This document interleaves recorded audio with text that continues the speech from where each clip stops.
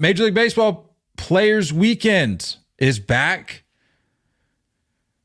Reports are saying that for the first time since 2019, they're going to dedicate 3 days in August to players, focusing on showcasing them beyond their stats and on-field performances, according to a release distributed Thursday. So this tradition, well, it was a tradition there for a while, and then it went away. And now that it's coming back this year, they're going to have it in August, from August 16th to 18th. And I was reading, and they're going to have different themes for the 3 different days. Day 1, I was reading, August 16th. I got the notes here. It says it will feature their personalities, their friendships, and off-the-field interests. Day 2 will focus on their charitable causes. And day 3 will celebrate the people who helped them on their path to the big leagues, including parents, coaches, and other mentors.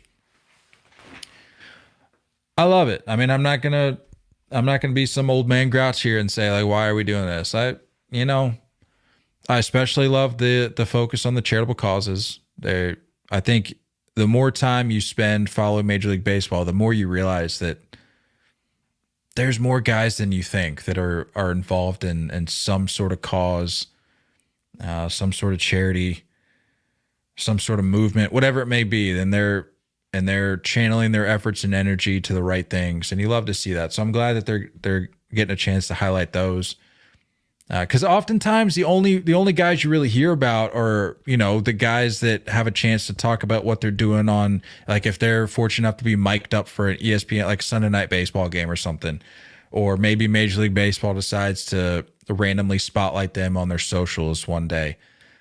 But where does that leave the other guys that are doing great things in their communities and around the world?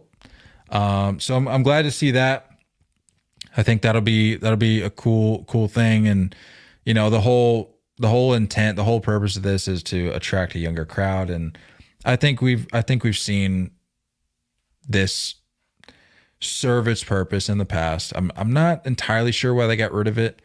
The one thing I did read is that they're not doing the nicknames on the uniforms this year. I'm not exactly sure. I don't know if that's I saw a lot of people speculating. I don't know if it's officially been reported yet, like if this is the exact reason, but I saw a lot of people speculating that maybe it's just a Fanatics Nike thing. Like, they're up to their neck in other issues that we already talked about, and they just don't have time for this, which would be understandable.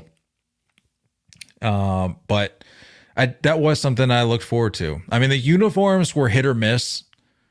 There's a lot of people that hated those black and white ones. I think I was in that camp, if I recall. It's been a while. I haven't had to think about these things for a minute. I mean, it's been since what did I say? 2019. Yeah,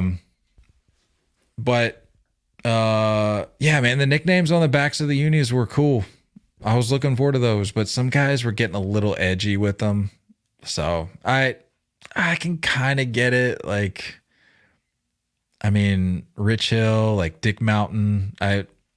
There's just some interesting nickname choices from years past. So I understand if maybe they wanted to put a cap on that. I get that. But all I have to say, excited for it to be back. And I'm excited to see how we talked about, or I mentioned what the different focuses are going to be for the different days, but I'm really curious to see how much of an effort is made to make this a truly unique weekend. I think there's a lot of potential there, and it's like mid-August. It's a great time to do it. Get some juice flowing in the dog days, and give guys a chance to look forward to an otherwise normal summer weekend.